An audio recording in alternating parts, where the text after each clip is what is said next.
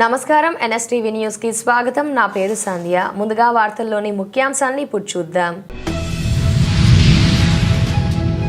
కడప జిల్లా దువ్వూరులోని శ్రీ మరకత సహిత వాసవి కన్యకా పరమేశ్వరి ఆలయంలో జరుగుతున్న దసరా ఉత్సవాలలో 9వ రోజు దుర్గాష్టమి సందర్భంగా మహిషాసుర సంహారం కార్యక్రమం కోలాహలంగా నిర్వహించారు. తప్పెట్లు, బాణాసంచా నడుమ వీరముష్టి అమ్మవారి ఖడ్గాలు పలుకుతూ దున్నపోతు రూపంలో ఉన్న మహిషిని సంహరించడంతో అమ్మవారు మహిషాసుర మర్దిని దుర్గాదేవిగా భక్తులకు దర్శనమిచ్చారు. ఈ కార్యక్రమంలో ఆలయ అర్చకులు నరసింహమూర్తి, ఆర్యవైశ్య సంఘం అధ్యక్షుడు ఆర్యవేటి సుబ్బారావు, గౌరవ అధ్యక్షులు లింగం పట్టాభిరామయ్య, ఆర్యవైశ్య సంఘం సభ్యులు పెద్ద సంఖ్యలో భక్తులు పాల్గొన్నారు.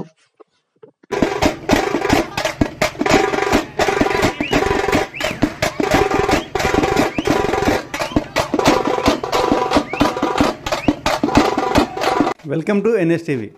నేను మీ నరసింహ, కడప జిల్లా మైదుకూరు నుంచి. కడప జిల్లా దువ్వూరు మండల కేంద్రంలోని శ్రీ మరకత సహిత వాసవి కన్యకా పరమేశ్వరి అమ్మవారి ఆలయంలో జరుగుతున్న దసరా శరన్నవరాత్రి ఉత్సవాలలో భాగంగా 9వ రోజు మహిషాసుర సంహార కార్యక్రమం అత్యంత వైభవంగా జరిగింది. దుర్గాష్టమి పర్వదినం సందర్భంగా మహిషి రూపంలో ఉన్న దున్నపోతును సంహరించడం ద్వారా ఈ కార్యక్రమం అత్యంత వైభవంగా జరిగింది. ఆలయం నుంచి తప్పెట్లతో బాణాసంచా నడుమ మహిషి రూపంలో దున్నపోతును అమ్మవారి వద్దకు తీసుకుని వచ్చి వీరాముష్టి ఖడ్గాలు పలుకుతూ ఈ మహిషి సంహారం చేయడంతో ఈ కార్యక్రమం అత్యంత వైభవంగా జరిగింది. మహిషాసుర మర్దిని దుర్గాదేవి రూపంలో ఉన్న అమ్మవారిని పెద్ద సంఖ్యలో భక్తులు దర్శించుకున్నారు.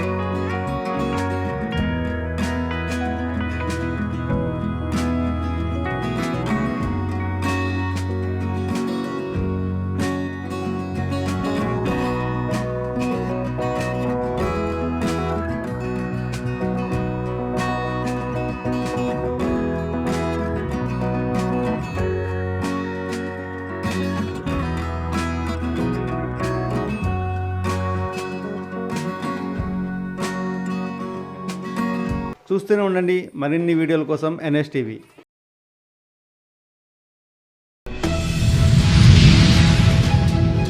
కరీంనగర్ జిల్లా రూరల్ పోలీస్ స్టేషన్లో నిర్వహించిన విలేకరుల సమావేశంలో ఇన్స్పెక్టర్ నిరంజన్ రెడ్డి మాట్లాడుతూ జిల్లా కేంద్రంలోని తీగలగుట్టపల్లి వద్ద వాహనాల తనిఖీ నిర్వహిస్తున్న సమయంలో కరీంనగర్ నుండి నగనూరు వైపుకు ద్విచక్ర వాహనంపై వెళ్తున్న 3 వ్యక్తులను ఆపి తనిఖీ చేయగా వారి వద్ద సుమారు 5 కిలోల గంజాయి దొరికిందని, వారిని విచారించగా వారు కొత్తగూడెం నుండి తీసుకువచ్చి ఇక్కడ అమ్ముతున్నారని తెలిసిందని, వారి వివరాలు అడగగా 1 నెలిమెల వినోద్, 2 కొండ్రా ప్రశాంత్, 3 రొడ్డా సాయి అఖిల్గా తెలిపారని అన్నారు.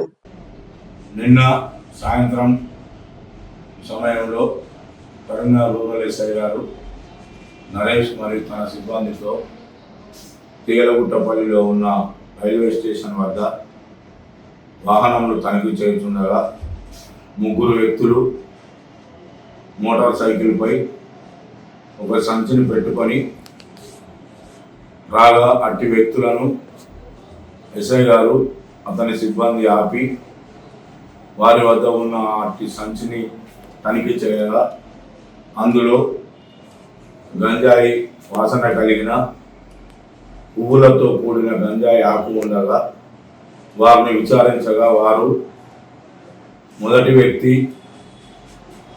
వినోద్, కుక్కలగూడూరు గ్రామము, రెండవ వ్యక్తి కొండ్రా ప్రశాంత్ మరియు సాయి అఖిలను మానకొండూరు నివాసులు అని తెలుపగా వారిని ఇట్టి గంజాయి ఎక్కడదని అడగగా వారు కొత్తగూడెం నుంచి 6 కిలోల గంజాయిని 4,000 రూపాయలకు కిలో చొప్పున ఒరిస్సాకు సంబంధించిన ఒక వ్యక్తి వద్ద కొనుక్కొని తీసుకొని వచ్చి తీగలగుట్టపల్లి మరియు నగనూరు ప్రతిమ ఆసుపత్రి దగ్గర ఇతర వ్యక్తులకు చిన్న చిన్న ప్యాకెట్లుగా తయారు చేసి ఒక్కొక్క ప్యాకెట్ 500 రూపాయల చొప్పున అమ్ముదామని చెప్పి వచ్చుచున్నామని తెలిపినారు. వెంటనే మా ఎస్ఐ గారు అట్టి గంజాయిని తూకం వేయగా సుమారు 5 కిలోల గంజాయి కలదు మరియు వారి వద్ద 3 మొబైల్స్ ఫోను, ఒక వాహనమును పంచుల సమక్షంలో స్వాధీనపరుచుకొని పోలీస్ స్టేషన్కి తీసుకొని వచ్చి ఫిర్యాదు ఇవ్వగా అట్టి 3 వ్యక్తులపై కేసు నమోదు చేసి వారి యొక్క పూర్తి వివరాలు తెలుసుకొనగా మొదటి వ్యక్తి అయిన వినోదు తన గ్రామము కుక్కలగూడూరు మండలము ధర్మారము పెద్దపల్లి జిల్లా అని తెలిపినాడు. మరియు అతని గురించి తెలుసుకొనగా అతనిపై గతంలో 7 కేసులు గంజాయి సంబంధించిన వాటిలో జైలుకు పోయి వచ్చినానని మరియు అతనిపై గోదావరిఖని పోలీస్ స్టేషన్లో, చొప్పదండి పోలీస్ స్టేషన్లో 2 పీడీ యాక్ట్ కేసులు కూడా నమోదైనాయని చెప్పి తెలిపినాడు. మరియు రెండవ వ్యక్తిపై కూడా మానకొండూరు పోలీస్ స్టేషన్లో ఒక కేసు నమోదైనట్లుగా వారు తెలిపి వారి యొక్క నేరములను ఒప్పుకొనగా వారిని తదుపరి చర్య నిమిత్తము రిమాండ్కు తరలించబడుతున్నాయి. కాకినాడ పార్లమెంట్ సభ్యులు తంగెళ్ల ఉదయ్ శ్రీనివాస్ని కలిసిన భారతీయ కాపు సేన సభ్యులు కాపులకు కల్పించవలసిన 5% రిజర్వేషన్ను కాపులకు ఇస్తానన్న 2,000 కోట్ల రూపాయలను తదితర విదేశీ విద్యను తక్షణమే కాపులకు అందజేయాలని భారతీయ కాపు సేన డిమాండ్ చేస్తూ ఎంపీ ఉదయ్ శ్రీనివాస్కు వినతి పత్రాన్ని అందజేయడం జరిగింది. తక్షణమే ఈ విషయాన్ని కాపులు పెద్దన్న పాత్ర పోషించాలని చెప్పిన జనసేన పార్టీ అధ్యక్షులు ఆంధ్రప్రదేశ్ డిప్యూటీ సీఎం పవన్ కళ్యాణ్ దృష్టికి వెళ్లాలని భారతీయ కాపు సేన జాతీయ అధ్యక్షులు కాలువ వెంకటేశ్వరరావు కాకినాడ పార్లమెంట్ సభ్యులను కోరారు. నమస్కారం, నేను పీకేఎస్ కన్నా. భారతీయ కాపు సేన రాష్ట్ర నాయకుల ఆధ్వర్యంలో కాకినాడ పార్లమెంటు సభ్యులు తంగెళ్ల ఉదయ్ శ్రీనివాస్ గారి ఆఫీస్కి మేము వెళ్ళటం జరిగింది.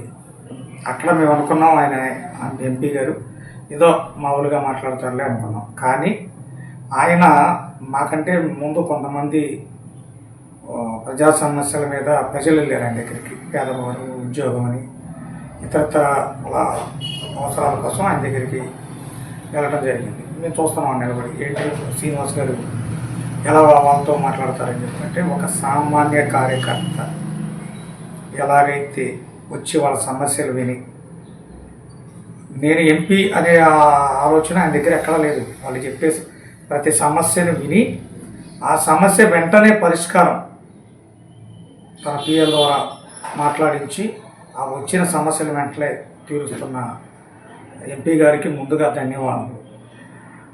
ఇలాంటి పనిచేసే నాయకుడిని జనసేన పార్టీ నుంచి ఎంపీగా నిలబెట్టినందుకు, అదేవిధంగా మన జనసేన అధ్యక్షులు డిప్యూటీ సీఎం పవన్ కళ్యాణ్ గారికి కూడా ధన్యవాదాలు.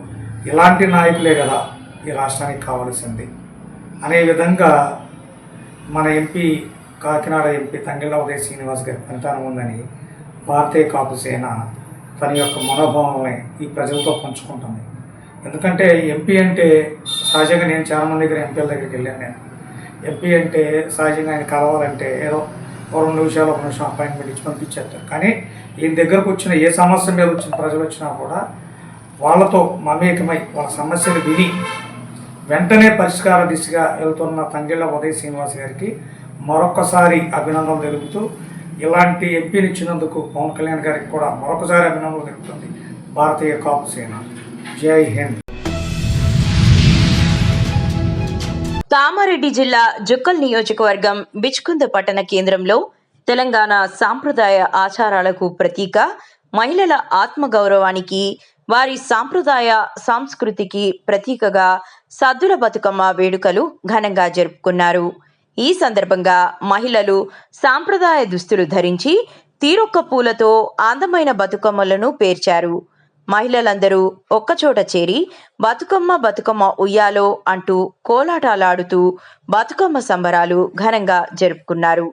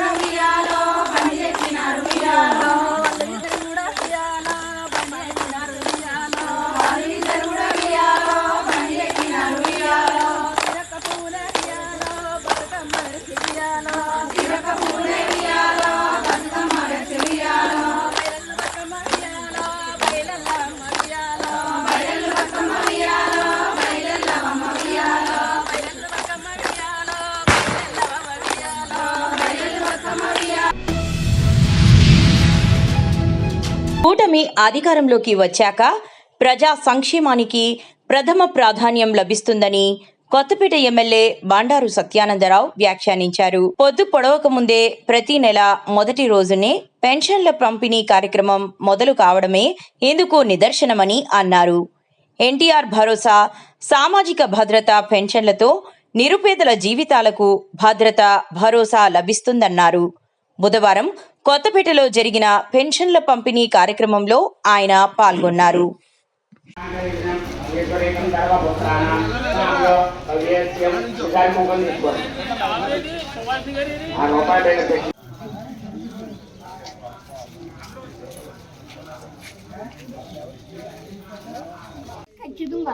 ఎంత వస్తుంది?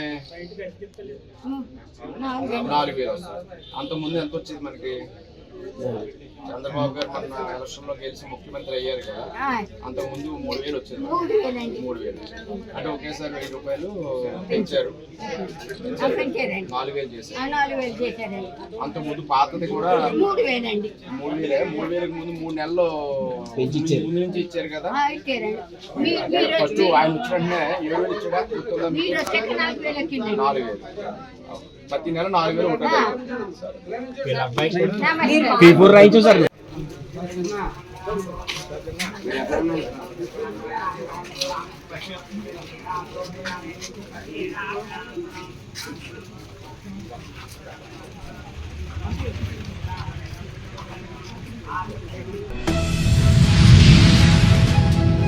కోనసీమ ముద్దుబిడ్డ లోక్సభ మాజీ స్పీకర్ స్వర్గీయ జిఎంసి బాలయోగి 74వ జయంతి సందర్భంగా బుధవారం అమలాపురంలోని బాలయోగి ఘాట్లో ఘన నివాళులర్పించారు. టీడీపీ పోలిట్ బ్యూరో సభ్యులు రెడ్డి సుబ్రహ్మణ్యం మరియు Andhra Pradesh BC cooperative finance corporation chairman Reddy Anantha Kumari దంపతులు, టీడీపీ నాయకులు మెట్ల రమణాబాబు, అల్లాడి స్వామినాయుడు, పెచ్చా చంద్రమౌళి, అధికారి జయలక్ష్మి తదితరులు బాలయోగి విగ్రహానికి పూలమాలలు వేసి ఆయనకు శ్రద్ధాంజలి ఘటించారు. దసరా నవరాత్రులను పురస్కరించుకుని బైన్సాలో జై మాతాది యూత్ సభ్యులు ప్రతిష్ఠించిన దుర్గామాత మండపం వద్ద భక్తి శ్రద్ధలతో పూజా కార్యక్రమాలను నిర్వహిస్తున్నారు. మంగళవారం రోజున పట్టణంలోని గణేష్ నగర్లో జై మాతాది యూత్ ఆధ్వర్యంలో వాలేవార్ మారుతి దంపతులు ఈరోజు హారతి పండుగగా జరిగింది. ఆలయ ప్రాంగణమంతా భగవన్నామ స్మరణతో మారుమ్రోగింది.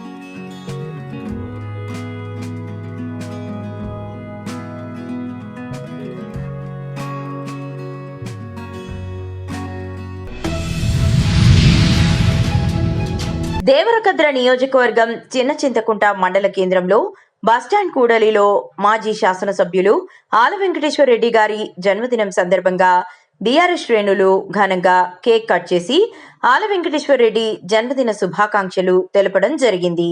ఈ కార్యక్రమంలో మండలానికి చెందిన ముఖ్య నాయకులు కోటారాములు, వట్టెం రాము, కరుణాకర్ రెడ్డి, మోహన్ గౌడ్, అజయ్ కుమార్ రెడ్డి, రవీందర్ రెడ్డి, శివశంకర్ గౌడ్, స్వామి, కురుమూర్తి, నరసింహ, మహిపాల్, ఎంకులు, రామన్ గౌడ్, యువజన నాయకులు, తాజా మాజీ ప్రజాప్రతినిధులు, అభిమానులు, కార్యకర్తలు పాల్గొనడం జరిగింది.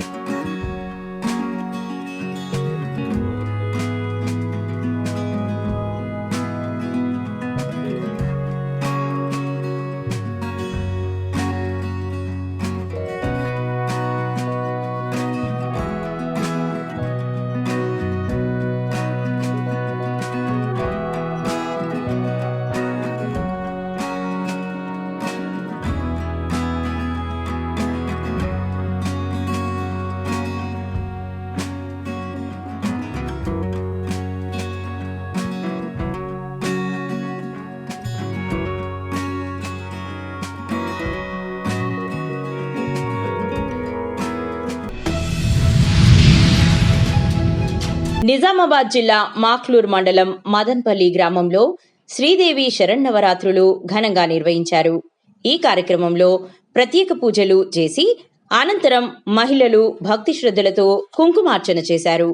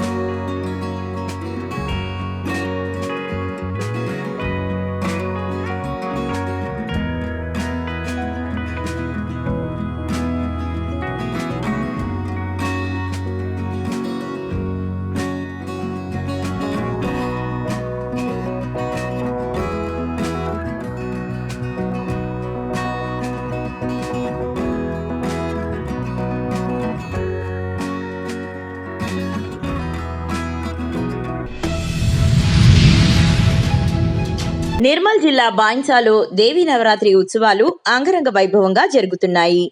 పట్టణంలోని వాసవి నగర్లోని వాసవి కన్యకా పరమేశ్వరి ఆర్యవైశ్యకుల దేవత అయినటువంటి ఈ వాసవి కన్యకా పరమేశ్వరి మందిరం గత సంవత్సరం నిర్మించారు. ఈ ఏడు ప్రతిరోజు ధూప దీప నైవేద్యాలతో పూజలు నిర్వహిస్తున్నారు.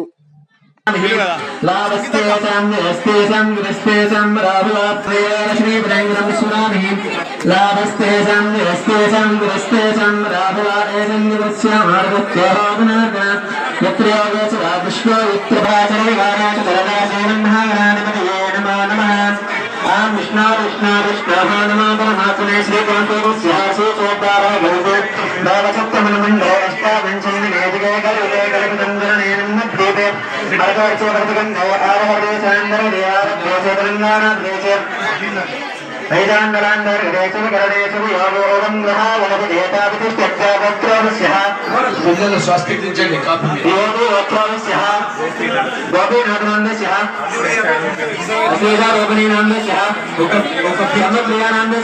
ఒక పేజీ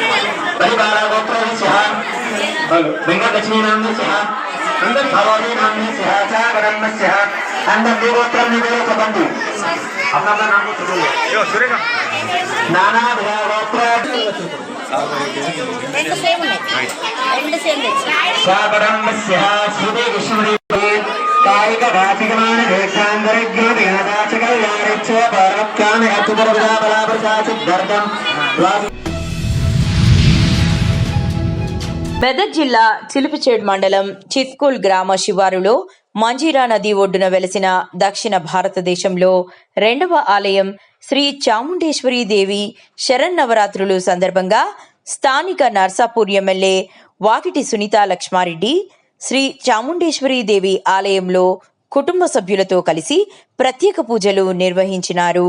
వారి వెంట బీఆర్ఎస్ నాయకులు, మండల ప్రజలు పాల్గొన్నారు.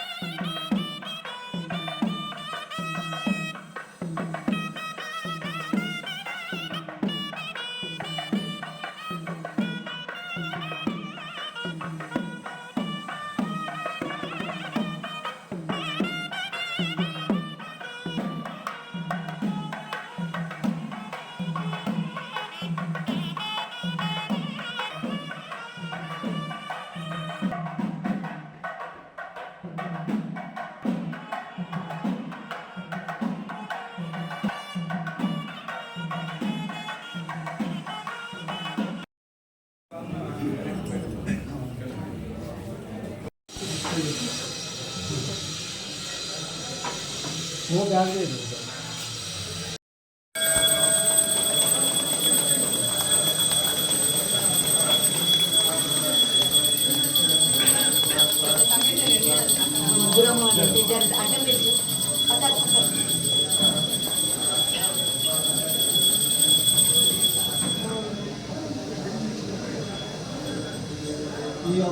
అమ్మవారు కనబడుతుండాలి మధ్యలో